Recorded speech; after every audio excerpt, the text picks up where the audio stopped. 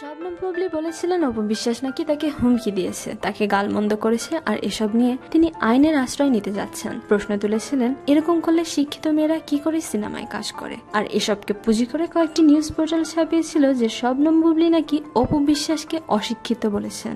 ফলে সাংবাদিকরা বুবলির কাছে স্বভাবতই জানতে চান একজন সিনিয়র শিল্পীকে অশিক্ষিত বলার মতো দুঃসাহস কি করে দেখালেন বুবলি। তার উপর অপু বিশ্বাস জানিয়েছেন বুবলিকে কোনো অকথ্য ভাষায় গালাগালি বা হুমকি দেননি তিনি। সাহস থাকলে বুবলি যেন রেকর্ডিং শোনায়, আর এতেই নুবে যান বুবলি। কথার সুর পাল্টে বলেন, আমি আইনের আশ্রয় নিচ্ছি না, আমরা সবাই শিল্পী, আমি চাই না কোনো ঝামেলায় জড়াতে।